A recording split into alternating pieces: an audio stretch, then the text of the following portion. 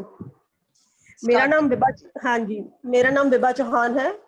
मैं government ITI woman Beri Gate Amritsar विखे fashion design technology ਦੀ इंस्ट्रक्टर हाँ।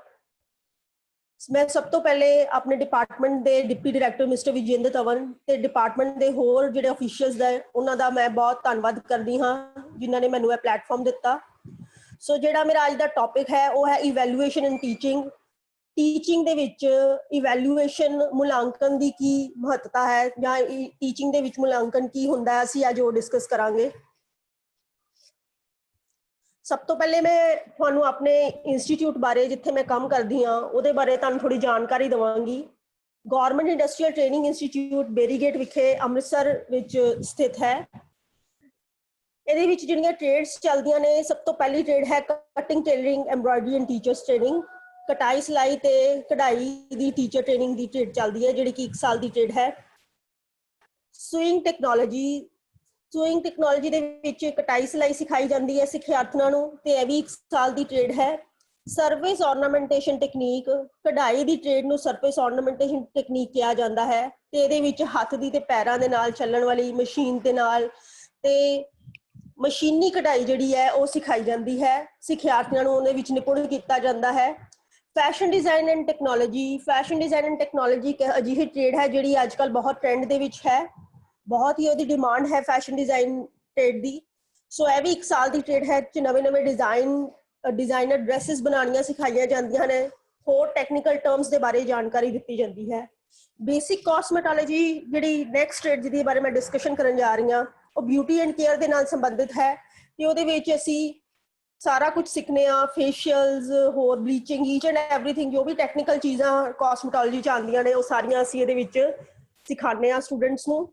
ਡਰਾਫਟਮੈਨ ਸਿਵਲ ਦੇ ਵਿੱਚ ਕੀ ਹੁੰਦਾ ਹੈ ਕਿ ਨਕਸ਼ੇ ਬਣਾਏ ਜਾਂਦੇ ਹਨ ਤੇ ਸਟੂਡੈਂਟਸ ਨੂੰ ਨਕਸ਼ੇ ਦੀ ਕਿੱਦਾਂ ਬਣਾਏ ਜਾਂਦੇ ਹਨ ਉਹਦੀ ਪ੍ਰੋਪਰ ਜਾਣਕਾਰੀ ਦਿੱਤੀ ਜਾਂਦੀ ਹੈ। ਇਹ 2 ਸਾਲਾਂ ਦੀ ਟ੍ਰੇਡ ਹੈ।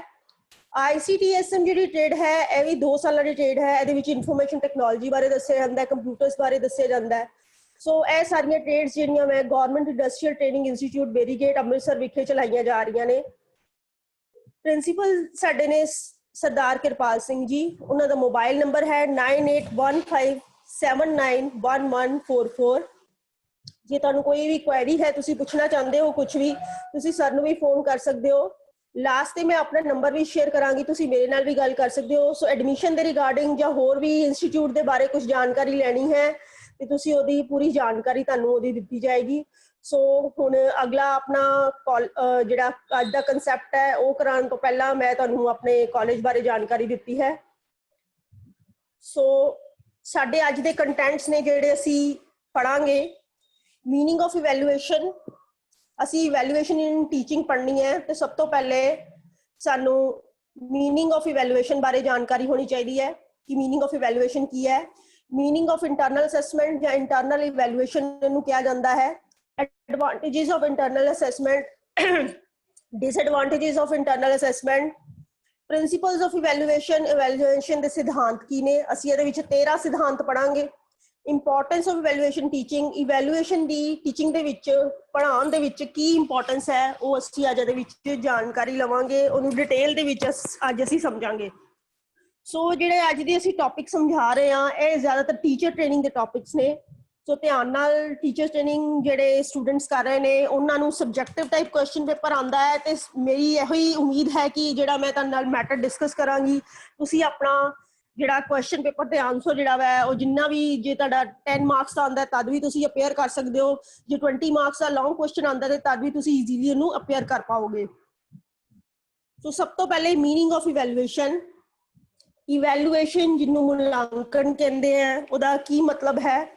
ਮੁਲਾਂਕਣ ਇੱਕ ਅਜਿਹੀ ਵਿਧੀ ਹੈ ਜਿਸ ਰਾਹੀਂ ਵਿਦਿਆਰਥੀ ਦੀ ਕੇਵਲ ਵਿਦਿਅਕ ਸ਼ਕਤੀਆਂ ਅਤੇ ਯੋਗਤਾਵਾਂ ਦੇ ਵਿਕਾਸ ਦਾ ਮਾਪਣ ਨਹੀਂ ਹੁੰਦਾ, ਸਗੋਂ ਉਸਦੇ ਸਰਵਪੱਖੀ ਵਿਕਾਸ, ਸਰੀਰਕ, ਸਮਾਜਿਕ ਅਤੇ ਭੌਤਿਕ ਯੋਗਤਾ ਅਤੇ ਸ਼ਕਤੀਆਂ ਦੇ ਵਿਕਾਸ ਦਾ ਮਾਪਣ ਹੀ ਹੁੰਦਾ ਹੈ। ਸੋ ਮੁਲਾਂਕਣ ਕਿਸੇ ਵੀ ਚੀਜ਼ ਦਾ ਅਸੀਂ ਜਦੋਂ ਇੱਕ ਸਟੂਡੈਂਟ ਦੇ ਰਿਲੇਟਡ ਕਰਦੇ, ਜ਼ਰੂਰੀ ਨਹੀਂ ਹੈ ਕਿ ਉਹਨੂੰ ਜੋ ਪੜ੍ਹਾਇਆ ਹੈ ਉਹਦਾ ਹੀ ਮੁਲਾਂਕਣ ਕੀਤਾ ਜਾਏ। ਮੁਲਾਂਕਣ ਅਸੀਂ ਹਰ ਪੱਖ ਤੋਂ ਵੇਖਦੇ ਹਾਂ, ਜਿੱਦਾਂ ਕਿ ਸਰੀਰਿਕ, ਜੇ ਉਹ ਖੇਡਾਂ ਦੇ ਵਿੱਚ ਹੈ ਤੇ ਉਹਦਾ ਉਸੇ ਵੀ ਮੁਲਾਂਕਣ ਕੀਤਾ ਜਾਂਦਾ ਹੈ ਕਿ ਕੌਣ ਫਸਟ ਆ ਰਿਹਾ ਜਾਂ ਕਿਹਦੇ ਵਿੱਚ ਕਿਹੜੀਆਂ ਕੁਆਲਿਟੀਜ਼ ਹੈ। ਸੋ ਸਮਾਜਿਕ ਤੌਰ ਤੇ, ਬੌਧਿਕ ਤੌਰ ਤੇ ਹਰ ਜਗ੍ਹਾ ਤੇ ਮੁਲਾਂਕਣ ਦੀ ਅਹਿਮੀਅਤ ਬਹੁਤ ਜ਼ਿਆਦਾ ਹੁੰਦੀ ਹੈ। ਇਸ ਵਿੱਚ ਵਿਦਿਆਰਥੀਆਂ ਦੀਆਂ ਰੁਚੀਆਂ ਅਤੇ ਰੁਝਾਨ ਦੇ ਵਿਕਾਸ ਦਾ ਮਾਪਣ ਵੀ ਸ਼ਾਮਲ ਹੈ। ਮੁਲਾਂਕਣ ਵਿਦਿਆਰਥੀ ਦੇ ਸਰਵਪੱਖੀ ਵਿਕਾਸ ਦਾ ਮਾਪਣ ਕਰਦਾ ਹੈ। ਮੁਲਾਂਕਣ ਕਰਨ ਦੇ ਨਾਲ ਕੀ ਹੁੰਦਾ ਹੈ ਕਿ ਵਿਦਿਆਰਥੀ ਦੇ ਅੰਦਰ ਸਰਵਪੱਖੀ ਵਿਕਾਸ ਵੀ ਹੁੰਦਾ ਹੈ, ਜਿਸ ਦੇ ਨਾਲ ਉਹ ਅਲੱਗ-ਅਲੱਗ ਰੁਚੀਆਂ ਦੇ ਵਿੱਚ ਪਾਰਟਿਸਿਪੇਟ ਕਰਦਾ ਹੈ, ਉਹਦੇ ਵਿੱਚ ਆਪਣਾ ਵੱਧ ਚੜ ਕੇ ਉਹਦੇ 'ਚ ਯੋਗਦਾਨ ਦਿੰਦਾ ਹੈ, ਤੇ ਜਿਸ ਕਾਰਨ ਉਹਦੀਆਂ ਜਿਹੜੀਆਂ ਪੜ੍ਹਾਈ ਤੋਂ ਇਲਾਵਾ ਜਿਹੜੀਆਂ ਉਹਦੀਆਂ ਖੂਬੀਆਂ ਹੈ ਉਹ ਵੀ ਉਹ ਨਿਖਰ ਕੇ ਆਉਂਦੀਆਂ ਹਨ, ਜਿਹੜੀਆਂ ਕਿ ਅਸੀਂ ਮੁਲਾਂਕਣ ਦੇ ਰਾਹੀਂ ਕੱਢ ਸਕਦੇ ਹਾਂ। ਮੁਲਾਂਕਣ ਦੀ ਕਿਰਿਆ ਰਹਿਣ ਨਾਲ ਸਿੱਖਿਆ ਪ੍ਰਣਾਲੀ ਵਿੱਚ ਸੁਧਾਰ ਸੰਭਵ ਹੋ ਸਕਦਾ ਹੈ। ਮੁਲਾਂਕਣ ਇਹ ਦਰਸਾਉਂਦਾ ਹੈ ਕਿ ਸਿੱਖਿਆ ਦਾ ਉਦੇਸ਼ ਕਿੱਥੋਂ ਪ੍ਰਾਪਤ ਹੋਇਆ ਹੈ। ਸੋ ਮੁਲਾਂਕਣ ਦੀ ਜਿਹੜੀ ਮੇਨ ਚੀਜ਼ ਹੈ, ਉਹਨਾਂ ਦਾ ਮੇਨ ਕੰਮ ਕੀ ਹੈ ਮੁਲਾਂਕਣ ਕਰਨਾ ਕਿਸੇ ਵੀ ਚੀਜ਼ ਦਾ, ਕਿ ਉਹਦੇ ਵਿੱਚ ਸਟੂਡੈਂਟ ਦੇ ਵਿੱਚ ਕਿੰਨਾ ਕੁ ਸੁਧਾਰ ਹੋਇਆ ਹੈ। ਜੇ ਉਹਦਾ ਪਹਿਲੇ ਇੱਕ ਵਾਰੀ ਟੈਸਟ ਲੈ ਕੇ ਦੇਖਿਆ ਜਾਂਦਾ ਹੈ ਤੇ ਉਹਦੇ ਵਿੱਚ 10 ਦੇ ਵਿੱਚੋਂ ਜੇ ਉਹਦੇ 5 ਨੰਬਰ ਆਏ ਹੈ, ਦੁਬਾਰਾ ਤੋਂ ਉਹਨੂੰ ਟੈਸਟ ਦੀ ਤਿਆਰੀ ਕਰਾਈ ਜਾਂਦੀ ਹੈ, ਤੇ ਫਿਰ 10 ਦੇ ਵਿੱਚੋਂ ਜਦੋਂ 8 ਨੰਬਰ ਆਉਂਦੇ ਹੈ ਤੇ ਇਸ ਤਰ੍ਹਾਂ ਉਹਦਾ ਜਿਹੜਾ ਵਾ ਵਿਕਾਸ ਜਿਹੜਾ ਵਾ ਮੁਲਾਂਕਣ ਜਦੋਂ ਅਸੀਂ ਕਰਦੇ ਹਾਂ, ਜਦੋਂ ਟੈਸਟ ਲੈਂਦੇ ਹਾਂ ਤੇ ਸਾਨੂੰ ਪਤਾ ਲੱਗਦਾ ਹੈ ਕਿ ਵਿਦਿਆਰਥੀ ਦਾ ਵਿਕਾਸ ਦਿਨ ਬ ਦਿਨ ਕਿੱਦਾਂ ਹੋ ਰਿਹਾ ਹੈ। ਤੇ ਮੁਲਾਂਕਣ ਦਾ ਮੇਰਾ ਮੇਨ ਉਦੇਸ਼ ਇਹੀ ਹੁੰਦਾ ਹੈ ਕਿ ਸਿੱਖਿਆ ਨੂੰ ਪ੍ਰੋਪਰਲੀ ਬੱਚਿਆਂ ਤੱਕ ਪਹੁੰਚਾਉਣਾ ਤੇ ਉਹਨਾਂ ਤੋਂ ਫੀਡਬੈਕ ਅਸੈਸਮੈਂਟ ਦੇ ਤੌਰ ਤੇ ਲੈਣਾ।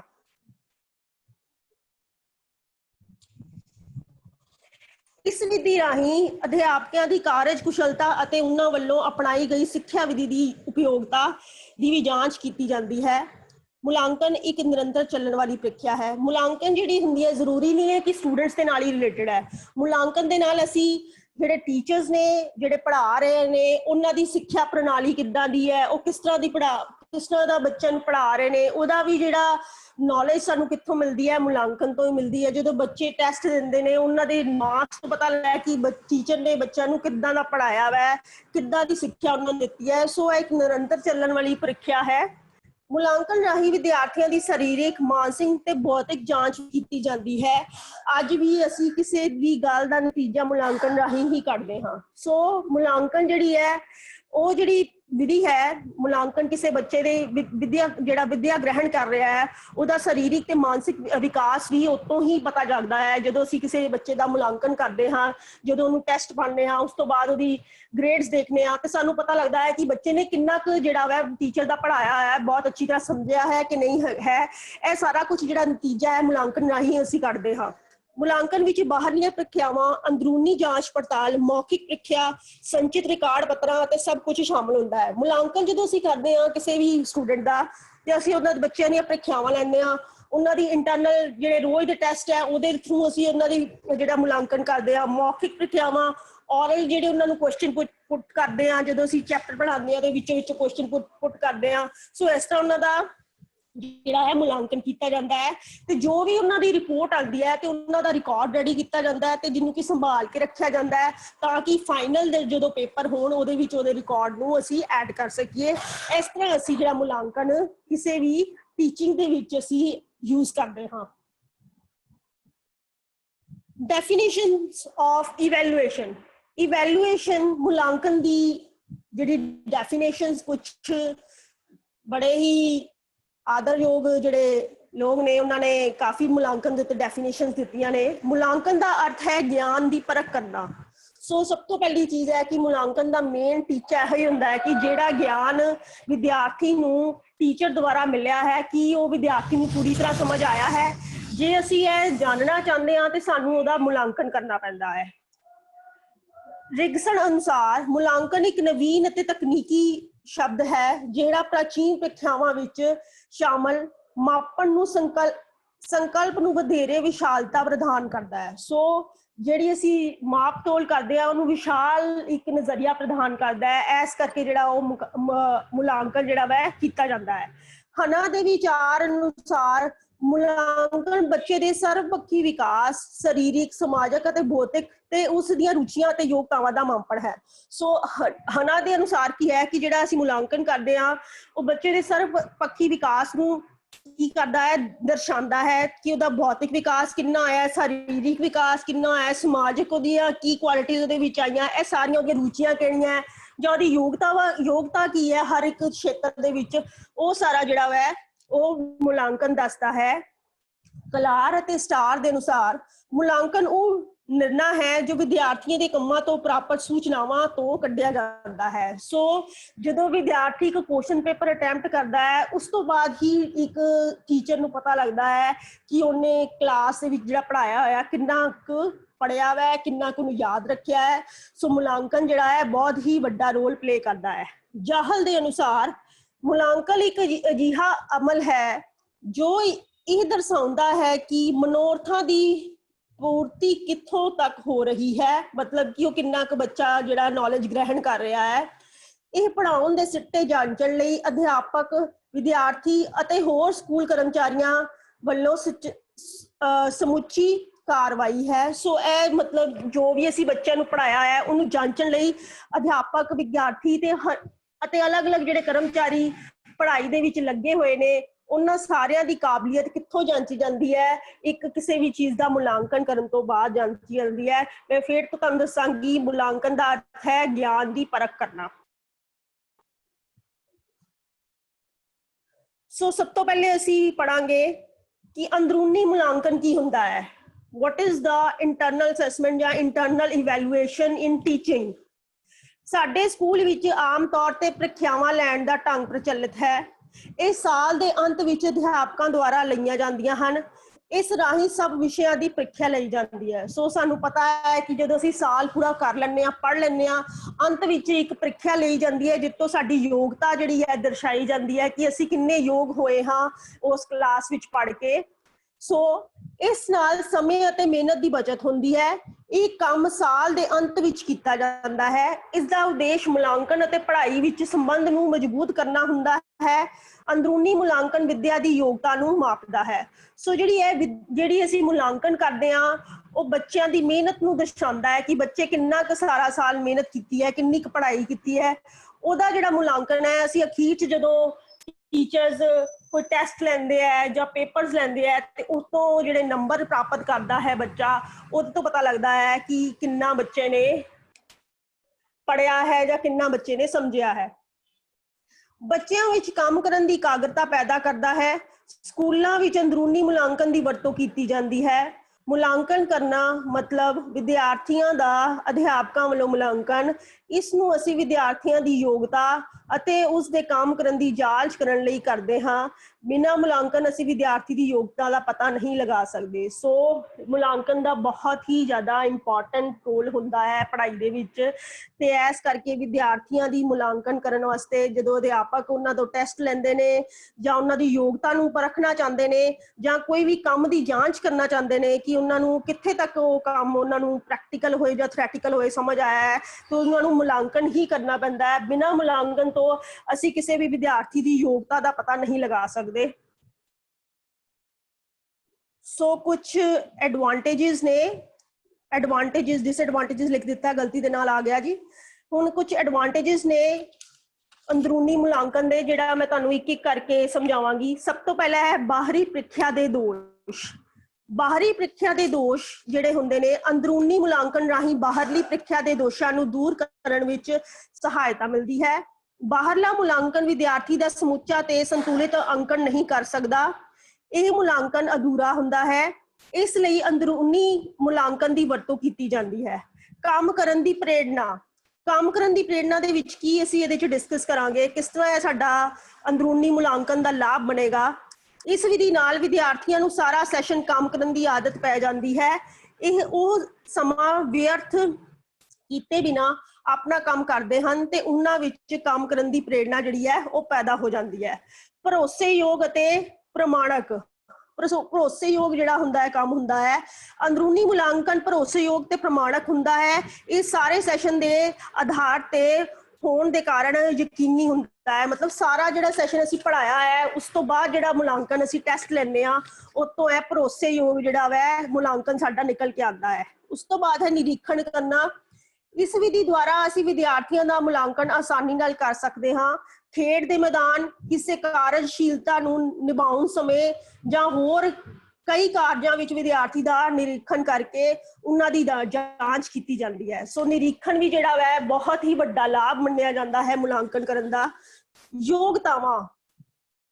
ਅੰਦਰੂਨੀ ਮੁਲਾਂਕਣ ਰਾਹੀਂ ਵਿਦਿਆਰਥੀਆਂ ਦਾ ਕੇਵਲ ਵਿਦਿਅਕ ਯੋਗਤਾਵਾਂ ਵਿੱਚ ਹੀ ਨਹੀਂ ਸਗੋਂ ਹੋਰ ਕਈ ਯੋਗਤਾਵਾਂ ਜਿਵੇਂ ਸਮਾਜਿਕ, ਭਾਵਨਾਤਮਕ, ਨੈਤਿਕ, ਸੰਗਠਨਾਤਮਕ ਯੋਗਤਾਵਾਂ ਦਾ ਮੁਲਾਂਕਣ ਵੀ ਕੀਤਾ ਜਾਂਦਾ ਹੈ। ਜ਼ਰੂਰੀ ਨਹੀਂ ਕਿ ਜੋ ਪੜਾਇਆ ਸਿਰਫ ਉਹਦਾ ਹੀ ਮੁਲਾਂਕਣ ਕੀਤਾ ਜਾਏ, ਉਹਦਾ ਸਮਾਜਿਕ ਬਿਹੇਵੀਅਰ ਕਿੱਦਾਂ ਦਾ ਵੈ, ਉਹ ਸਮਾਜ 'ਚ ਕਿੱਦਾਂ ਰਹਿੰਦਾ ਹੈ, ਇਹਦਾ ਮੁਲਾਂਕਣ ਵੀ ਜਿਹੜਾ ਵੈ ਬਹੁਤ ਹੀ ਰੋਲ ਪਲੇ ਕਰਦਾ ਹੈ, ਵੱਡਾ ਰੋਲ ਪਲੇ ਕਰਦਾ ਹੈ। ਵਿਦਿਆਰਥੀਆਂ ਦੇ ਦ੍ਰਿਸ਼ਟੀਕੋਣ ਤੋਂ ਅੰਦਰੂਨੀ ਮੁਲਾਂਕਣ ਰਾਹੀਂ ਵਿਦਿਆਰਥੀਆਂ ਨੂੰ ਸਮੁੱਚਾ ਪਾਠਕ੍ਰਮ ਕਰਵਾਇਆ ਜਾਂਦਾ ਹੈ। ਇਸ ਵਿਧੀ ਵਿੱਚ ਵਿਦਿਆਰਥੀਆਂ ਦੀਆਂ ਸਾਰੀਆਂ ਕਠਿਨਾਈਆਂ ਦਾ ਹੱਲ ਆਸਾਨੀ ਨਾਲ ਕੀਤਾ ਜਾਂਦਾ ਹੈ। ਇਸ ਵਿਧੀ ਰਾਹੀਂ ਵਿਦਿਆਰਥੀਆਂ ਦੇ ਗੈਰ ਜ਼ਿੰਮੇਵਾਰੀ ਦਾ ਬੋਝ ਨਹੀਂ ਪੈਂਦਾ, ਉਹ ਆਸਾਨੀ ਨਾਲ ਵਿੱਦਿਆ ਗ੍ਰਹਿਣ ਕਰਦੇ ਹਨ। ਵਿਦਿਆਰਥੀ ਦਾ ਅਕਾਦਮਿਕ ਮੁਲਾਂਕਣ ਵੀ ਹੋ ਜਾਂਦਾ ਹੈ। ਇਸ ਪ੍ਰਕਿਰਿਆ ਦਾ ਸਮਾਂ ਨਿਸ਼ਚਿਤ ਹੁੰਦਾ ਹੈ ਜੋ ਸਾਲ ਦੇ ਅੰਤ ਵਿੱਚ ਕੀਤਾ ਜਾਂਦਾ ਹੈ। ਸੋ ਵਿਦਿਆਰਥੀਆਂ ਦੇ ਦ੍ਰਿਸ਼ਟੀਕੋਣ ਤੋਂ ਵੀ ਜਿਹੜਾ ਵਾ ਇਹ ਮੁਲਾਂਕਣ ਉਹਨਾਂ ਵਾਸਤੇ ਸਹਾਇਕ ਹੁੰਦਾ ਹੈ। ਅਧਿਆਪਕ ਦੇ ਕੰਮ ਦਾ ਮੁਲਾਂਕਣ, ਅਧਿਆਪਕ ਦੇ ਕੰਮ ਦਾ ਮੁਲਾਂਕਣ ਵੀ ਇਸ ਵਿਧੀ ਨਾਲ ਕਰਨਾ ਸੌਖਾ ਹੋ ਜਾਂਦਾ ਹੈ। ਇਸ ਦੇ ਨਾਲ ਹੀ ਸਕੂਲ ਪ੍ਰਬੰਧਕਾਂ ਲਈ ਅਧਿਆਪਕਾਂ ਨੂੰ ਜਾਣਨਾ, ਉਹਨਾਂ ਦੇ ਕੰਮ ਕਰਨ ਦਾ ਤਰੀਕਾ ਅਤੇ ਉਹਨਾਂ ਦੀਆਂ ਕਮਜ਼ੋਰੀਆਂ ਦਾ ਗਿਆਨ ਆਦਿ ਮੁਲਾਂਕਣ ਰਾਹੀਂ ਕਰਨਾ ਆਸਾਨ ਹੋ ਜਾਂਦਾ ਹੈ। ਅਧਿਆਪਕ ਇਸ ਵਿਧੀ ਰਾਹੀਂ ਵਿਦਿਆਰਥੀ ਨੂੰ ਸਿੱਖਿਅਕ ਅਤੇ ਹੋਰ ਵਿਵਸਾਇਕ ਟ੍ਰੇਨਿੰਗ ਵੀ ਦਿੰਦਾ ਹੈ। ਸੋ ਅਧਿਆਪਕ ਦੇ ਕੰਮ ਕਰਨ ਦਾ ਮੁਲਾਂਕਣ ਵੀ ਕਿੱਥੋਂ ਪਤਾ ਲੱਗਦਾ ਹੈ, ਜਦੋਂ ਅਸੀਂ ਬੱਚਿਆਂ ਦਾ ਟੈਸਟ ਲੈਂਦੇ ਹਾਂ ਤੇ ਜਿਹੜੀ ਵੀ ਪ੍ਰਿੰਸੀਪਲਸ ਹੁੰਦੇ ਨੇ ਉਹ ਟੀਚਰਸ ਦੀ ਅਸੈਸਮੈਂਟ ਲਗਾ ਲੈਂਦੇ ਨੇ ਕਿ ਟੀਚਰ ਕਿੰਨਾ ਕੁ ਵਧੀਆ ਪੜ੍ਹਾ ਰਿਹਾ ਹੈ। ਵਿਦਿਆਰਥੀਆਂ ਦਾ ਵਰਗੀਕਰਨ, ਇਸ ਮੁਲਾਂਕਣ ਵਿਧੀ ਦੁਆਰਾ ਵਿਦਿਆਰਥੀਆਂ ਦਾ ਵੱਖ-ਵੱਖ ਵਰਗਾਂ ਵਿੱਚ ਨਿਰੀਖਣ ਕੀਤਾ ਜਾਂਦਾ ਹੈ। ਇੱਕ ਹੀ ਵਰਗ ਤੇ ਵਿਦਿਆਰਥੀ ਦਾ ਇਕਾਤਮਕ ਵਿਕਾਸ ਹੁੰਦਾ ਹੈ। ਸੋ ਵਿਦਿਆਰਥੀਆਂ ਦਾ ਵਰਗੀਕਰਨ, ਵਿਦਿਆਰਥੀਆਂ ਨੂੰ ਆਪਣੇ ਹਰ ਇੱਕ ਜਿਹੜਾ ਸਟੂਡੈਂਟ ਹੁੰਦਾ ਹੈ ਉਹ ਕਿਸੇ ਨਾ ਕਿਸੇ ਚੀਜ਼ 'ਚ ਮਾਹਰ ਹੁੰਦਾ ਹੈ। ਸੋ ਜਿਹੜੀ ਚੀਜ਼ 'ਚੋਂ ਮਾਹਰ ਹੁੰਦਾ ਹੈ ਉਹਨੂੰ ਅਸੀਂ ਗਿਆਨ ਉਹਦਾ ਪ੍ਰਾਪਤ ਕਰਨ ਵਾਸਤੇ, ਉਹਦੀ ਨੌਲੇਜ ਲੈਣ ਵਾਸਤੇ ਸਾਨੂੰ ਵਿਦਿਆਰਥੀਆਂ ਦਾ ਵਰਗੀਕਰਨ ਕਰਨਾ ਪੈਂਦਾ ਹੈ। ਰੁਚੀ ਤੇ ਰੁਝਾਨ, ਮੁਲਾਂਕਣ ਵਿਧੀ ਦੁਆਰਾ ਅਸੀਂ ਵਿਦਿਆਰਥੀਆਂ ਦੀਆਂ ਰੁਚੀਆਂ ਤੇ ਉਹਨਾਂ ਦੇ ਰੁਝਾਨ ਬਾਰੇ ਜਾਣਕਾਰੀ ਪ੍ਰਾਪਤ ਕਰ ਸਕਦੇ ਹਾਂ। ਇਸ ਨਾਲ ਉਹਨਾਂ ਦੀਆਂ ਰੁਚੀਆਂ ਵਿੱਚ ਵਾਧਾ ਕੀਤਾ ਜਾ ਸਕਦਾ ਹੈ। ਉਹਨਾਂ ਦੇ ਕਾਰਜਸ਼ੀਲਤਾ ਜਿਹੜੀ ਹੈ ਉਹਨਾਂ ਦੀ ਰੁਚੀਆਂ ਦੇ ਮੁਤਾਬਕ ਹੀ ਅਸੀਂ ਜਾਣ ਪਾਉਂਦੇ ਹਾਂ। ਸੋ ਇਹ ਸਾਰੇ ਜਿਹੜੇ ਸੀ ਇਹ ਲਾਭ ਸੀ ਇੰਟਰਨਲ ਅਸੈਸਮੈਂਟ ਦੇ, ਮੁਲਾਂਕਣ ਦੇ। ਸੋ ਅੱਗੇ ਅਸੀਂ ਪੜਾਂਗੇ disadvantages of internal assessment. Internal assessment ਦੀਆਂ ਜਿਹੜੀਆਂ ਡਿਸਐਡਵਾਂਟੇਜਸ ਹੈ, ਸਭ ਤੋਂ ਪਹਿਲੀ ਹੈ ਪੱਖਪਾਤ। ਪੱਖਪਾਤ ਅੰਦਰੂਨੀ ਮੁਲਾਂਕਣ ਨੂੰ ਭਰੋਸੇ ਰਹਿਤ ਤੇ ਅਪ੍ਰਮਾਣਕ ਬਣਾ ਦਿੰਦੇ ਹਨ, ਜਿਸ ਨਾਲ ਯੋਗ ਬੱਚਿਆਂ ਨੂੰ ਨੁਕਸਾਨ ਹੁੰਦਾ ਹੈ। ਇਸ ਪੱਖਪਾਤ ਨਾਲ ਹੀ ਕਈ ਵਾਰ ਵਿਦਿਆਪਕ ਅਤੇ ਵਿਦਿਆਰਥੀ ਵਿਚਕਾਰ ਸੰਬੰਧ ਵਿਗੜ ਜਾਂਦੇ ਹਨ। ਸੋ ਪੱਖਪਾਤ ਵੀ ਕਿਸੇ ਵੇਲੇ ਜਦੋਂ ਟੀਚਰਸ ਕਰਦੇ ਹਨ ਬੱਚਿਆਂ ਦੇ ਵਿੱਚ, ਤੇ ਉਹ ਜਿਹੜਾ ਹੈ ਅੰਦਰੂਨੀ ਜਿਹੜਾ ਅਸੀਂ ਕਿਸੇ ਦੀ ਮੁਲਾਂਕਣ ਕਰਦੇ ਪਏ ਹਾਂ ਉਹਦਾ ਬਹੁਤ ਹੀ ਗਲਤ ਇਸਤੇਮਾਲ ਕੀਤਾ ਜਾਂਦਾ ਹੈ। ਮਿਆਰ ਮਾਪਣ ਦਾ ਵਿਵਹਾਰ, ਇਸ ਵਿਧੀ ਰਾਹੀਂ ਮੁਲਾਂਕਣ ਦਾ ਮਿਆਰ ਇਕਸਾਰ ਨਹੀਂ ਹੁੰਦਾ। ਕਈ ਅਧਿਆਪਕ ਬੜੀ ਨਰਮੀ ਨਾਲ ਵਰਤਦੇ ਹਨ ਤੇ ਕਈ ਅਧਿਆਪਕ ਬਹੁਤ ਕੜਾ ਵਿਵਹਾਰ ਕਰਦੇ ਹਨ। ਸੋ ਜਿਹੜਾ ਵਿਵਹਾਰ ਵੀ ਹੈ ਟੀਚਰਸ ਦਾ, ਉਹ ਵੀ ਬੱਚੇ ਦੇ ਮੁਲਾਂਕਣ ਦੇ ਉੱਤੇ ਅਸਰ ਪਾਉਂਦਾ ਹੈ, ਬੱਚੇ ਦੀ ਜਿਹੜੀ ਕਾਰਜ ਕੁਸ਼ਲਤਾ ਦੇ ਉੱਤੇ ਜਿਹੜਾ ਵੈ ਉਹ ਅਸਰ ਪਾਉਂਦਾ ਹੈ। ਕਈ ਬੱਚੇ ਡਰ ਜਾਂਦੇ ਨੇ ਜਦੋਂ ਵਿਵਹਾਰ ਟੀਚਰ ਦਾ ਵਧੀਆ ਨਹੀਂ ਹੁੰਦਾ ਤੇ ਉਹਨਾਂ ਦੇ ਰਿਜ਼ਲਟ ਜਿਹੜਾ ਉਹ ਕੰਮ ਕਰਦੇ ਨੇ ਉਹਦੇ ਵਿੱਚ ਚੰਗੀ ਚੀਜ਼ ਨਹੀਂ ਨਿਕਲ ਕੇ ਆਉਂਦੀ। ਨਾ ਤਜਰਬੇਕਾਰ ਅਧਿਆਪਕ, ਕਈ ਵਾਰ ਨਾ ਤਜਰਬੇਕਾਰ ਅਧਿਆਪਕ ਵਿਦਿਆਰਥੀਆਂ ਦਾ ਸਹੀ ਢੰਗ ਨਾਲ ਮੁਲਾਂਕਣ ਨਹੀਂ ਕਰਦੇ। ਉਹ ਇੱਕ ਰਸਮੀ ਕਾਰਵਾਈ ਹੀ ਕਰਦੇ ਹਨ ਹੋਏ ਵਿਦਿਆਰਥੀਆਂ ਦਾ ਮੁਲਾਂਕਣ ਕਰਦੇ ਹਨ।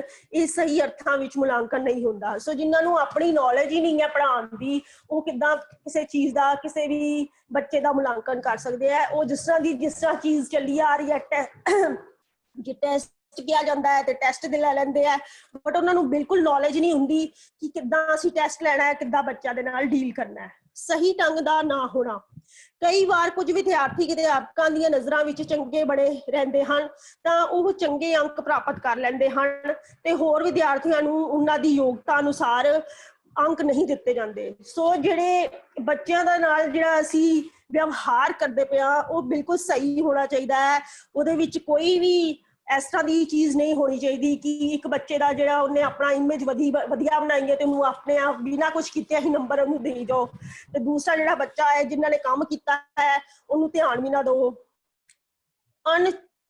ਅਨੁਚਿਤ ਵਿਵਹਾਰ, अनुचित व्यवहार ਦੇ ਵਿੱਚ ਕੀ ਹੁੰਦਾ ਹੈ, ਕਈ ਵਾਰ ਵਿਦਿਆਰਥੀ ਬਿਨਾਂ ਕਿਸੇ ਕਾਰਨ ਤੋਂ ਦੇ ਮੁਲਾਂਕਣ ਤੋਂ ਡਰਦੇ ਰਹਿੰਦੇ ਹਨ, ਜਿਸ ਨਾਲ ਉਹ ਆਪਣੇ ਵਿਚਾਰ ਅਧਿਆਪਕਾਂ ਨਾਲ ਸਾਂਝੇ ਨਹੀਂ ਕਰਦੇ। ਜਦੋਂ ਉਹਨਾਂ ਨੂੰ ਪਤਾ ਲੱਗਦਾ ਹੈ ਕਿ ਟੀਚਰ ਨੇ ਸਾਡੇ ਨਾਲ ਬਿਹੇਵ ਚੰਗਾ ਨਹੀਂ ਕਰਨਾ, ਤੇ ਬੱਚੇ ਦੇ ਅੰਦਰ ਜਿਹੜੇ ਮਨ ਦੇ ਵਿੱਚ ਵਿਚਾਰ ਚੱਲ ਰਹੇ ਹੁੰਦੇ ਨੇ ਉਹ ਅਧਿਆਪਕਾਂ ਨਾਲ ਡਿਸਕਸ ਨਹੀਂ ਕਰਦੇ, ਉਹਦਾ ਵੀ ਅਸਰ ਜਿਹੜਾ ਵੈ ਮੁਲਾਂਕਣ ਦੇ ਉੱਤੇ ਬਹੁਤ ਹੀ ਵੱਡਾ ਪੈਂਦਾ ਹੈ।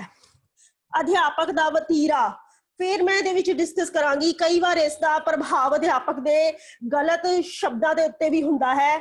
ਉਹ ਜਿੰਨਾ ਸੋਚ ਸਮਝ ਕੇ ਵਿਦਿਆਰਥੀ ਨੂੰ ਪ੍ਰੋਗਰੈਸ ਰਿਪੋਰਟ ਤਿਆਰ ਕਰ ਦਿੰਦੇ ਹਨ, ਬਿਨਾਂ ਮਤਲਬ ਕੁਝ ਸੋਚਦੇ ਨਹੀਂ ਹੈ, ਸਮਝਦੇ ਨਹੀਂ ਹੈ, ਪਰ ਆਪਣੇ ਆਪ ਹੀ ਪ੍ਰੋਗਰੈਸ ਰਿਪੋਰਟ ਤਿਆਰ ਕਰ ਦਿੰਦੇ ਆ। ਤੇ ਇਹੋ ਜਿਹੇ ਜਿਹੜੇ ਅਧਿਆਪਕ ਹੁੰਦੇ ਆ, ਉਹਨਾਂ ਦਾ ਵਤੀਰਾ ਵੀ ਜਿਹੜਾ ਵੈ ਮੁਲਾਂਕਣ ਦੀ ਇੱਕ ਡਿਸਐਡਵਾਂਟੇਜ ਬਣ ਜਾਂਦਾ ਹੈ। ਅਧਿਆਪਕ ਦੇ ਕੰਮ ਦਾ ਅਸਰ, ਕਈ ਵਾਰ ਅਧਿਆਪਕਾਂ ਦੇ ਵੀ ਇਸ ਦਾ ਅਸਰ ਪੈਂਦਾ ਹੈ। ਉਹਨਾਂ ਨੂੰ ਅੰਦਰੂਨੀ ਮੁਲਾਂਕਣ ਕਰਨ ਤੋਂ ਬਾਅਦ ਉਸ ਦਾ ਸਾਰਾ ਰਿਕਾਰਡ ਰੱਖਣ ਵਿੱਚ ਵਾਧੂ ਮਿਹਨਤ ਕਰਨੀ ਪੈਂਦੀ ਹੈ। ਇਸ ਨਾਲ ਉਹਨਾਂ ਦਾ ਕਾਫੀ ਜ਼ਿਆਦਾ ਸਮਾਂ ਬੱਚਿਆਂ ਦੀ ਪੜ੍ਹਾਈ ਤੋਂ ਵਾਂਝਾ ਹੋ ਜਾਂਦਾ ਹੈ। ਸੋ ਅਧਿਆਪਕਾਂ ਦੇ ਵੀ ਇਹਦਾ ਅਸਰ ਹੁੰਦਾ ਹੈ।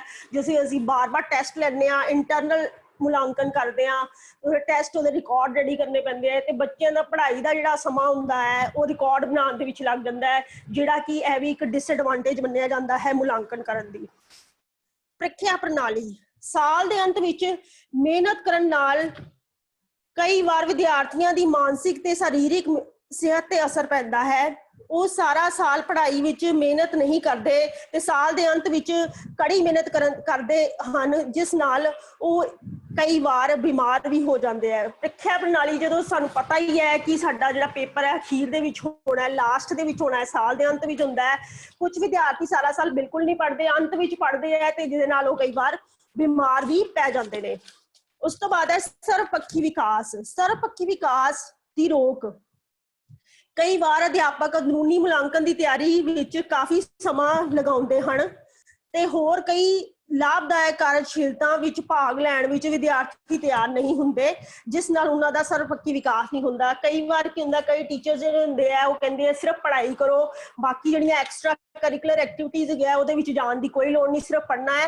ਇਸ ਤਰ੍ਹਾਂ ਉਹਨਾਂ ਦਾ ਸਰਵਪੱਖੀ ਵਿਕਾਸ ਨਹੀਂ ਹੁੰਦਾ, ਜਿਹੜਾ ਇੱਕ ਡਰਾਬੈਕ ਬਣ ਜਾਂਦਾ ਵੈ ਮੁਲਾਂਕਣ ਕਰਨ ਦਾ। ਸਕੂਲ ਪ੍ਰਬੰਧਕਾਂ ਲਈ ਜ਼ਰੂਰੀ, ਸਕੂਲ ਖੇਤਰਾਂ ਵਿੱਚ ਪ੍ਰਬੰਧਕਾਂ ਨੂੰ ਸਹੀ ਮੁਲਾਂਕਣ ਵਿਧੀ ਦਾ ਪ੍ਰਸਾਰ ਕਰਨਾ ਚਾਹੀਦਾ ਹੈ, ਤਾਂ ਕਿ ਯੋਗ ਵਿਦਿਆਰਥੀ ਦੀ ਸਹੀ ਚੋਣ ਹੋ ਸਕੇ। ਤਾਂ ਟਾਈਮ ਟੂ ਟਾਈਮ ਜਿਹੜੀ ਮੈਨੇਜਮੈਂਟ ਹੈ ਉਹਨਾਂ ਨੂੰ, ਟੀਚਰਸ ਨੂੰ ਟ੍ਰੇਨਡ ਕਰਨਾ ਚਾਹੀਦਾ ਵੈ ਕਿ ਲੇਟੈਸਟ ਟੈਕਨੋਲੋਜੀ ਵਰਤ ਕੇ ਉਹ ਸਕੂਲ ਦੇ ਜਿਹੜੇ ਬੱਚਿਆਂ ਨੂੰ ਹੈ ਉਹਨਾਂ ਦਾ ਮੁਲਾਂਕਣ ਕਿੱਦਾਂ ਸਹੀ ਹੋ ਸਕਦਾ ਹੈ ਉਹ ਅਸੀਂ ਕਰ ਸਕੀਏ।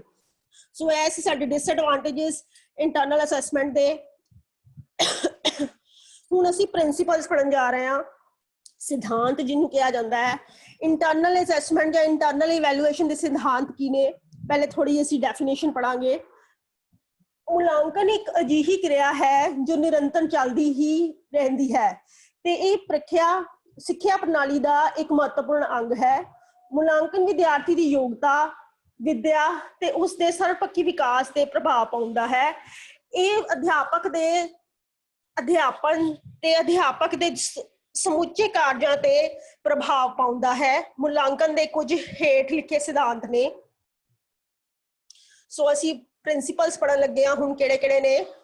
13 ਪ੍ਰਿੰਸੀਪਲਸ ਦੇ ਵਿੱਚ ਮੈਨੂੰ ਡਿਵਾਈਡ ਕੀਤਾ ਹੈ। ਸੋ ਸਭ ਤੋਂ ਪਹਿਲਾ ਪ੍ਰਿੰਸੀਪਲ ਹੈ ਸਰਵਪੱਖੀ ਵਿਕਾਸ ਦਾ ਸਿਧਾਂਤ। ਇਸ ਮੁਲਾਂਕਣ ਵਿਧੀ ਦੁਆਰਾ ਬੱਚੇ ਦੇ ਮਾਨਸਿਕ, ਸਰੀਰਕ, ਬੌਧਿਕ, ਭਾਵਨਾਤਮਕ ਅਤੇ ਨੈਤਿਕ ਪੱਖਾਂ ਦਾ ਮੁਲਾਂਕਣ ਹੋਣਾ ਚਾਹੀਦਾ ਹੈ।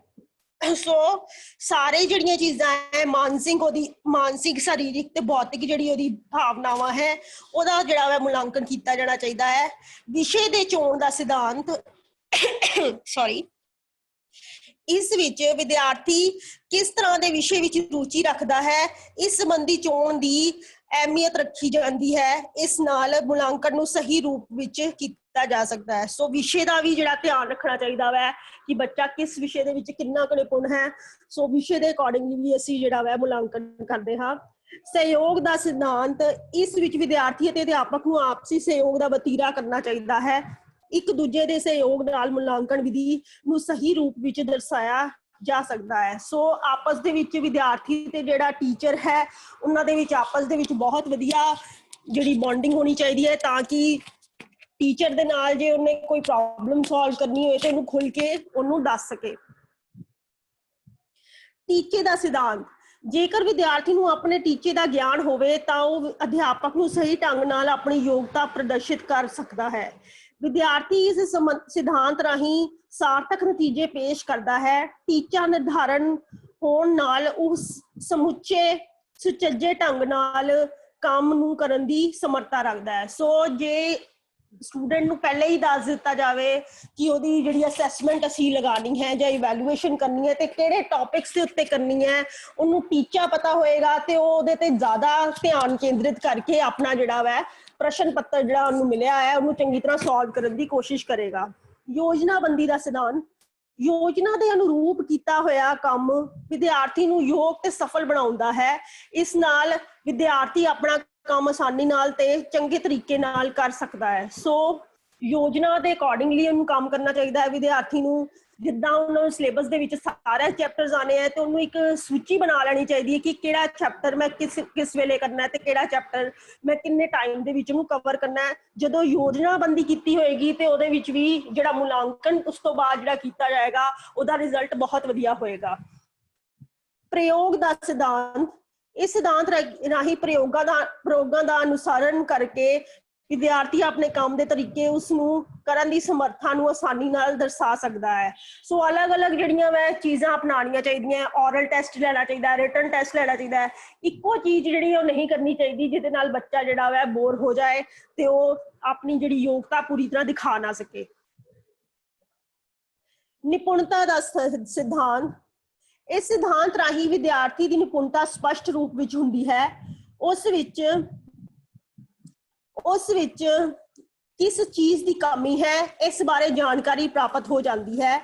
ਵਿਦਿਆਰਥੀ ਆਪਣੀ ਕਮੀ ਨੂੰ ਸੁਧਾਰ ਕਰਕੇ ਨਿਪੁੰਨਤਾ ਪ੍ਰਾਪਤ ਕਰ ਸਕਦਾ ਹੈ। ਸੋ ਨਿਪੁੰਨਤਾ ਜਿਹੜੀ ਹੈ ਬਿਲਕੁਲ ਸਪਸ਼ਟ ਪਤਾ ਲੱਗ ਜਾਂਦੀ ਹੈ ਕਿ ਬੱਚਾ ਕਿਹਦੇ ਵਿੱਚ ਘੱਟ ਕਮੀ ਹੈ। ਉਹਦੀ ਇੰਟਰਨਲ ਅਸੈਸਮੈਂਟ ਜਦੋਂ ਅਸੀਂ ਕਰਦੇ ਹਾਂ ਤੇ ਉਹਦੇ ਨਾਲ ਕੀ ਹੁੰਦਾ ਹੈ, ਉਹਨੂੰ ਜਦੋਂ ਅਸੀਂ ਅੰਕ ਦਿੰਦੇ ਹਾਂ ਤੇ ਵਿਦਿਆਰਥੀ ਨੂੰ ਸਮਝਾਉਂਦੇ ਹਾਂ ਤੇਰੀ ਇਸ ਚੀਜ਼ ਦੇ ਵਿੱਚ ਪ੍ਰੋਬਲਮ ਹੈ, ਤੂੰ ਇਹਨੂੰ ਇਸ ਤਰ੍ਹਾਂ ਵਧੀਆ ਕਰ ਸਕਣਾ ਹੈ ਤੇ ਉਸ ਤੋਂ ਬਾਅਦ ਉਹਦੀ ਨਿਪੁੰਨਤਾ ਜਿਹੜੀ ਹੈ ਵਿਦਿਆਰਥੀ ਦੀ ਵੱਧ ਜਾਂਦੀ ਹੈ ਤੇ ਉਹ ਆਪਣਾ ਜਿਹੜਾ ਮੁਲਾਂਕਣ ਜਦੋਂ ਹੁੰਦਾ ਹੈ ਤੇ ਉਹਦੇ ਵਿੱਚ ਸਭ ਤੋਂ ਅਵਲ ਨੰਬਰ ਤੇ ਆਉਂਦਾ ਹੈ। ਪੁਨਰਬਲਨ ਦਾ ਸਿਧਾਂਤ। ਇਸ ਰਾਹੀਂ ਵਿਦਿਆਰਥੀ ਵਿੱਚ ਪ੍ਰਭਾਵਸ਼ਾਲੀ ਪੁਨਰਬਲਨ ਦੀ ਭਾਵਨਾ ਪੈਦਾ ਹੁੰਦੀ ਹੈ ਤੇ ਹਰ ਕੰਮ ਨੂੰ ਜੋਸ਼ ਤੇ ਉਤਸ਼ਾਹ ਦੇ ਤੌਰ ਤੇ ਪੂਰਾ ਕਰਦਾ ਹੈ। ਸੋ ਬੱਚਿਆਂ ਨੂੰ ਹਮੇਸ਼ਾ ਪ੍ਰੋਤਸਾਹਿਤ ਕਰਨਾ ਚਾਹੀਦਾ ਹੈ ਤਾਂ ਕਿ ਉਹ ਆਪਣਾ ਵੱਧ ਤੋਂ ਵੱਧ ਜਿਹੜਾ ਵਾ ਆਪਣਾ ਦੇ ਸਕਣ, ਜਿਹਦੇ ਨਾਲ ਕੀ ਹੁੰਦਾ ਉਹਨਾਂ ਦਾ ਵਿਕਾਸ ਹੁੰਦਾ ਹੈ ਤੇ ਉਹ ਆਪਣਾ ਜੋਸ਼ ਦੇ ਨਾਲ ਉਤਸ਼ਾਹ ਦੇ ਨਾਲ ਆਪਣਾ ਜਦੋਂ ਵੀ ਕੋਈ ਟੈਸਟ ਜਾਂ ਕੋਈ ਪੇਪਰ ਲਿਆ ਜਾਂਦਾ ਹੈ ਉਹ ਬਹੁਤ ਹੀ ਵਧੀਆ ਦੇਣ ਦੀ ਕੋਸ਼ਿਸ਼ ਕਰਦੇ ਹਨ। ਉਹਨਾਂ ਨੂੰ ਜਿਹੜੀ ਹੈ ਸ਼ਾਬਾਸ਼ੀ, ਉਹਨਾਂ ਨੂੰ ਜਿਹੜਾ ਬੜਾਵਾ ਹੈ ਨਾਲੋਂ ਨਾਲ ਟੀਚਰ ਦੇ ਦੁਆਰਾ ਵਧੀਆ ਵਤੀਰਾ ਅਪਣਾ ਕੇ ਦੇਣਾ ਚਾਹੀਦਾ ਹੈ। ਗੁਣਾਤਮਕ ਦਾ ਸਿਧਾਂਤ। ਇਸ ਰਾਹੀਂ ਵਿਦਿਆਰਥੀ ਦੇ ਗੁਣਾਂ ਦਾ ਵਿਕਾਸ ਕੀਤਾ ਜਾਂਦਾ ਹੈ। ਉਸ ਦੇ ਵਿੱਚ ਚੰਗੇ ਗੁਣਾਂ ਨੂੰ ਪ੍ਰੋਤਸਾਹਿਤ ਕੀਤਾ ਜਾਂਦਾ ਹੈ ਤਾਂ ਕਿ ਉਹ ਚੰਗੇ ਕਾਰਜਾਂ ਨੂੰ ਮਹੱਤਵ ਦੇਵੇ। ਸੋ ਹਰ ਵਿਦਿਆਰਥੀ ਜਿਹੜੀ ਹੁੰਦੀ ਉਹਦੀ ਰੁਚੀ ਅਲੱਗ ਹੁੰਦੀ ਹੈ, ਉਹਦਾ ਸੁਭਾਅ ਅਲੱਗ ਹੁੰਦਾ ਹੈ। ਉਹਦੀ ਰੁਚੀ ਤੇ ਉਹਦਾ ਸੁਭਾਅ ਨੂੰ ਸਮਝਦੇ ਹੋਇਆ ਜਿਹੜਾ ਗੁਣਾਤਮਕ ਜਿਹੜਾ ਸਿਧਾਂਤ ਹੈ ਇਹਨੂੰ ਟੀਚਰ ਨੂੰ ਅਪਣਾਉਣਾ ਚਾਹੀਦਾ ਹੈ ਤਾਂ ਕਿ ਜਿਹੜਾ ਬੱਚਾ ਹੈ ਉਹ ਚੰਗੇ ਕਾਰਜ ਨੂੰ ਤੇ ਬਹੁਤ ਹੀ ਵਧੀਆ ਜਿਹੜਾ ਵਾ ਉਹ ਕਾਰਜ ਕੁਸ਼ਲਤਾ ਦੇ ਨਾਲ ਆਪਣਾ ਮੁਲਾਂਕਣ ਕਰਨ ਵਾਲੇ ਆਪਣਾ ਪੂਰੇ ਐਫਰਟਸ ਦੇ ਸਕੇ।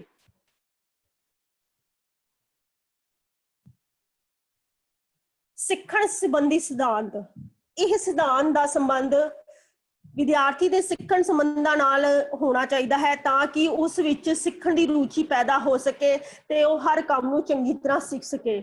ਸੋ ਸਿੱਖਣ ਸੰਬੰਧੀ ਸਿਧਾਂਤ ਦੇ ਵਿੱਚ ਇਹ ਹੋਣਾ ਚਾਹੀਦਾ ਹੈ ਕਿ ਟੀਚਰ ਨੂੰ ਅਲੱਗ-ਅਲੱਗ ਤਰ੍ਹਾਂ ਦੀਆਂ ਚੀਜ਼ਾਂ ਨੂੰ ਅਪਣਾਉਣਾ ਚਾਹੀਦਾ ਹੈ। ਅੱਜ ਕੱਲ੍ਹ ਜਿਹੜਾ ਮਲਟੀਮੀਡੀਆ ਦਾ ਜ਼ਮਾਨਾ ਹੈ, ਅਲੱਗ-ਅਲੱਗ ਜਿਹੜੀਆਂ ਖੇਤਰ ਦੇ ਵਿੱਚ ਅਸੀਂ ਉਹਨੂੰ ਚੀਜ਼ਾਂ ਨੂੰ ਅਪਣਾ ਕੇ ਕੁਝ ਵੀਡੀਓਜ਼ ਦਿਖਾ ਕੇ ਕੁਝ ਔਰਲ ਕਲਿੱਪਸ ਦਿਖਾ ਕੇ ਅਸੀਂ ਬੱਚਿਆਂ ਨੂੰ ਪੜ੍ਹਾ ਸਕਦੇ ਹਾਂ, ਜਿਸ ਕਾਰਨ ਕੀ ਹੁੰਦਾ ਹੈ ਉਹਨਾਂ ਦੀ ਰੁਚੀ ਜਿਹੜੀ ਹੈ ਪੜ੍ਹਨ ਦੇ ਵਿੱਚ ਹੋਰ ਵੱਧ ਜਾਂਦੀ ਹੈ। ਸੋ ਸਿੱਖਣ ਦੇ ਵਿੱਚ ਵੀ ਜਿਹੜੀ ਸੰਬੰਧਿਤ ਜਿਹੜਾ ਸਿਧਾਂਤ ਹੈ ਸਾਨੂੰ ਅਪਲਾਈ ਕਰਨਾ ਚਾਹੀਦਾ ਹੈ।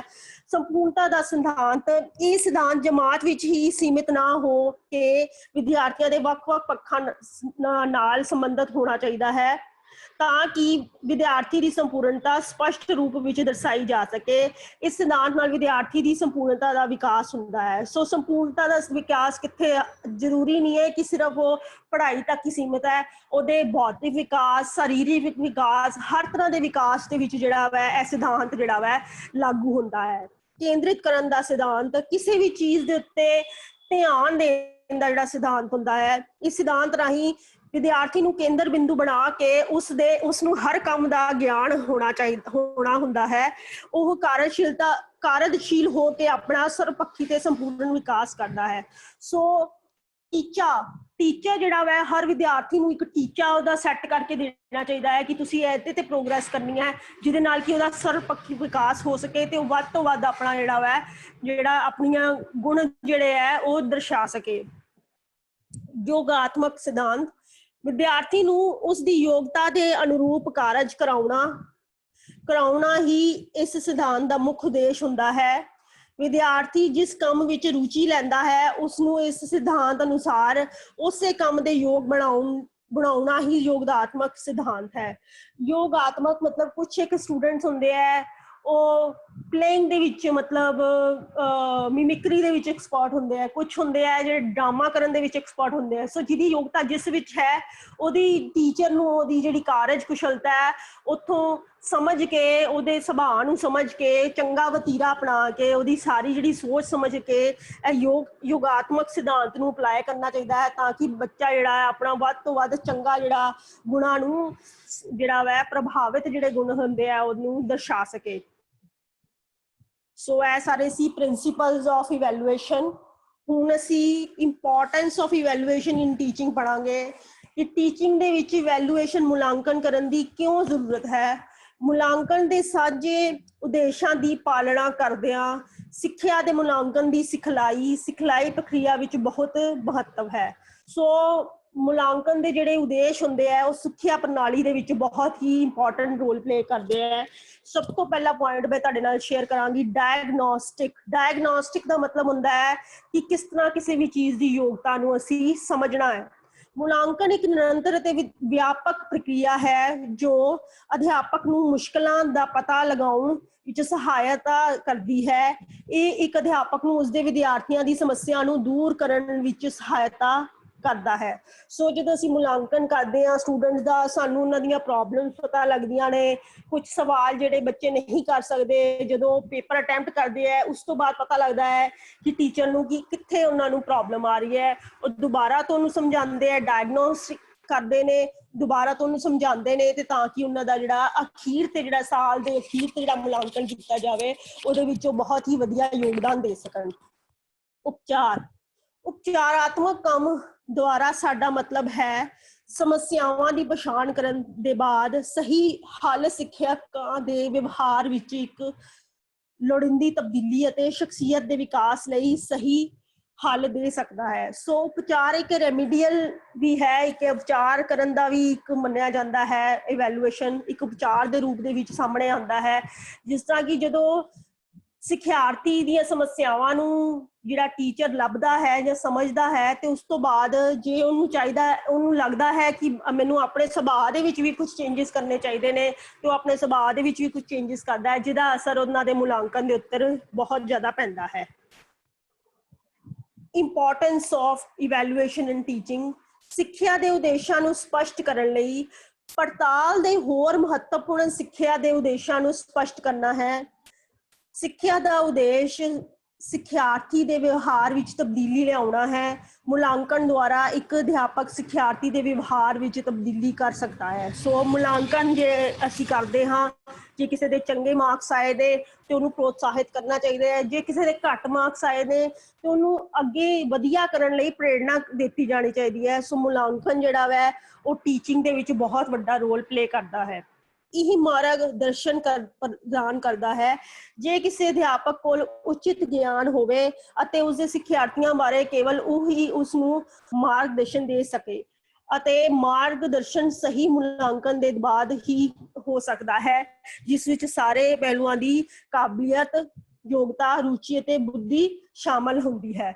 ਸੋ ਜਿਹੜਾ ਅਧਿਆਪਕ ਦੀ ਜਿਹੜੀ ਕਾਰਜ ਕੁਸ਼ਲਤਾ ਹੈ, ਜੇ ਉਹਨੂੰ ਆਪਣੇ ਗਿਆਨ ਦੇ ਉੱਤੇ ਪੂਰਾ ਭਰੋਸਾ ਹੁੰਦਾ ਹੈ ਤੇ ਸਿੱਖਿਆਰਥੀ ਨੂੰ ਕੇਵਲ ਆਪਣਾ ਗਿਆਨ ਹੀ ਨਹੀਂ ਦਿੰਦਾ, ਉਹਨੂੰ ਹੋਰ ਵੀ ਕਈ ਚੀਜ਼ਾਂ ਦੇ ਵਿੱਚ ਨਿਪੁੰਨ ਕਰਦਾ ਹੈ। ਉਹਦੀ ਕਾਬਲੀਅਤ, ਉਹਦੀ ਯੋਗਤਾ, ਉਹਦੀ ਰੁਚੀ, ਉਹਦੀ ਬੁੱਧੀ, ਹਰ ਪ੍ਰਕਾਰ ਦੀ ਚੀਜ਼ ਨੂੰ ਉਹਨੂੰ ਸਮਝਦਾ ਹੈ ਤਾਂ ਕਿ ਜਿਹੜਾ ਵਿਦਿਆਰਥੀ ਦਾ ਜਿਹੜਾ ਯੋਗਦਾਨ ਹੈ ਪੜ੍ਹਾਈ ਦੇ ਵਿੱਚ ਪੂਰੇ ਤੋਂ ਪੂਰਾ ਕੀਤਾ ਜਾ ਸਕੇ। ਵਰਗੀਕਰਨ ਵਿੱਚ ਮਦਦਗਾਰ ਮੁਲਾਂਕਣ ਇੱਕ ਸਰੋਤ ਹੈ ਜਿਸ ਦੁਆਰਾ ਇੱਕ ਅਧਿਆਪਕ ਆਪਣੇ ਵਿਦਿਆਰਥੀਆਂ ਦੇ ਵੱਖ-ਵੱਖ ਪੱਧਰਾਂ ਨੂੰ ਬੁੱਧੀ, ਯੋਗਤਾ ਅਤੇ ਰੁਚੀ ਵਜੋਂ ਜਾਣਦਾ ਹੈ।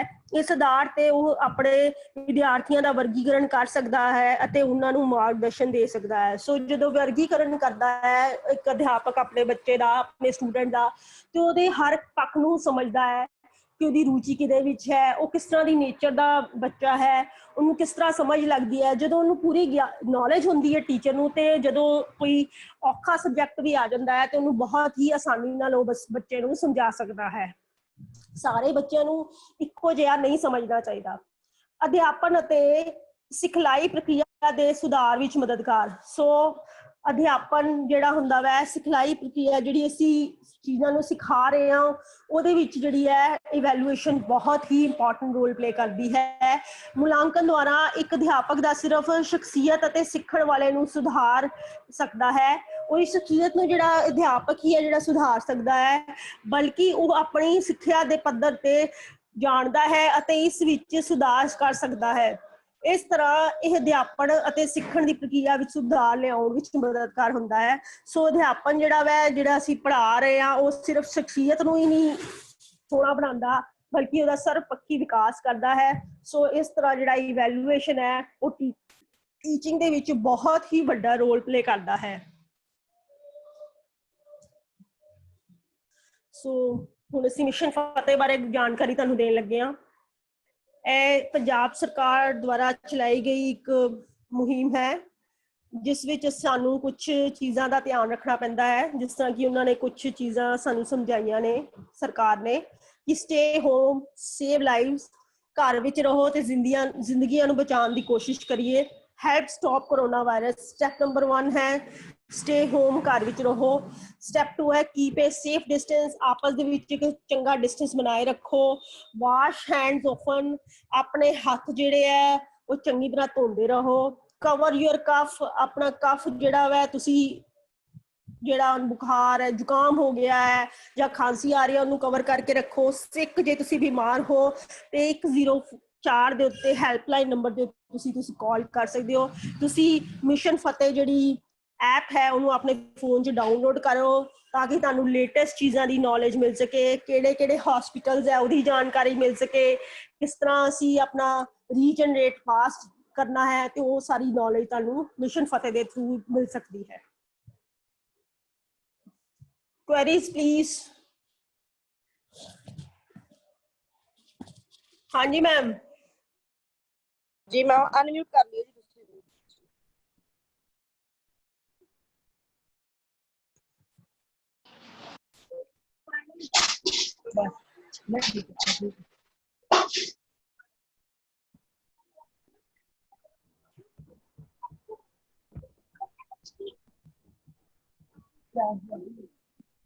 को मेरे को चीज़ बच्चे आए नहीं ना, मैं रबू का किराया गिलास आता था, मैं 5 गिलासों का पानी पियो, इसको गिलास तना कैसे पानी पियो।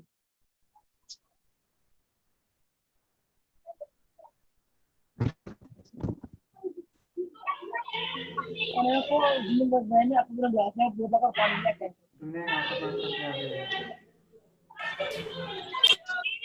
हाँ बस सारे करो।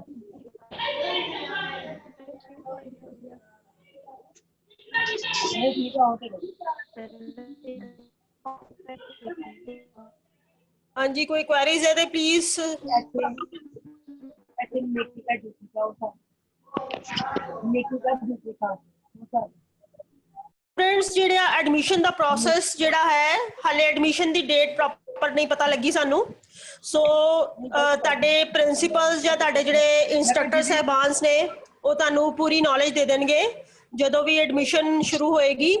ਤੁਸੀਂ ਆਨਲਾਈਨ ਪਹਿਲੇ ਉਹਨੂੰ ਜਿਹੜਾ ਵਾ ਐਡਮਿਸ਼ਨ ਦਾ ਪ੍ਰੋਸੈਸ ਪੂਰਾ ਕਰੋਗੇ, ਉਸ ਤੋਂ ਬਾਅਦ ਤੁਹਾਡੀ ਵੈਰੀਫਿਕੇਸ਼ਨ ਸਾਰਾ ਕੁਝ ਹੋ ਕੇ ਤੁਸੀਂ ਆਪਣੀ ਐਡਮਿਸ਼ਨ ਜਿਹੜੀ ਹੈ ਉਹ ਕਰਵਾ ਸਕਦੇ ਹੋ। ਜਿਸ ਆਈਟੀਆਈ 'ਚ ਤੁਹਾਡਾ ਨਾਮ ਆਏਗਾ ਤੇ ਤੁਹਾਡੀ ਜਿਹੜੀ ਕਾਉਂਸਲਿੰਗ ਤੋਂ ਬਾਅਦ ਤੁਹਾਡਾ ਪ੍ਰੋਪਰ ਤੁਹਾਨੂੰ ਡਿਟੇਲ ਪਤਾ ਲੱਗ ਜਾਏਗੀ। ਸੋ ਹਾਲੇ ਤੱਕ ਜਿਹੜੀ ਹੈ ਇਨਫੋਰਮੇਸ਼ਨ ਇਹੋ ਹੀ ਹੈ ਕਿ ਪੇਪਰਸ ਕਦੋਂ ਹੋਣੇ ਹੈ ਇਹਦੇ ਬਾਰੇ ਕੋਈ ਜਾਣਕਾਰੀ ਨਹੀਂ ਆਈ ਹੈ ਸਾਨੂੰ ਵੀ। ਸੋ ਜਦੋਂ ਆਏਗੀ ਤੇ ਤੁਹਾਡੇ ਟੀਚਰਸ ਦੁਆਰਾ ਤੁਹਾਨੂੰ ਪਤਾ ਲੱਗ ਜਾਏਗੀ। ਸੋ ਜੇ ਤੁਹਾਡੇ ਕੋਈ ਕੁਐਸਚਨਸ ਹੈ ਤੇ ਤੁਸੀਂ ਪੁੱਛ ਸਕਦੇ ਹੋ। ये दोनों पासे ਅਖੀਰ ਦੇ ਵਿੱਚ ਸਾਰੇ ਪਾਰਟਿਸਿਪੈਂਟਸ ਦਾ, ਸਾਡੇ ਡਿਪਾਰਟਮੈਂਟ ਦਾ ਧੰਨਵਾਦ ਕਰਦੀ ਹਾਂ ਜਿਨ੍ਹਾਂ ਨੇ ਮੈਨੂੰ ਇਹ ਪਲੇਟਫਾਰਮ ਦਿੱਤਾ। ਮੇਰਾ ਕੰਟੈਕਟ ਡਿਟੇਲ ਦੇਖੋ 8284849005 ਹੈ। ਤੁਸੀਂ ਮੈਨੂੰ ਕਾਲ ਵੀ ਕਰ ਸਕਦੇ ਹੋ, WhatsApp ਕਰ ਸਕਦੇ ਹੋ। ਕੋਈ ਵੀ ਨੌਲੇਜ ਚਾਹੇ ਐਡਮਿਸ਼ਨ ਦੇ ਰਿਲੇਟਡ ਹੈ, ਚਾਹੇ ਕਿਸੇ ਵੀ ਟੌਪਿਕ ਦੇ ਰਿਲੇਟਡ ਹੈ, ਤੁਸੀਂ ਲੈ ਸਕਦੇ ਹੋ। ਮੇਰਾ ਈਮੇਲ ਆਈਡੀ ਹੈ johanbibba@yahoo.in। So thank you to all. ਹਾਂਜੀ ma'am. Okay, ma'am. Thank you so much.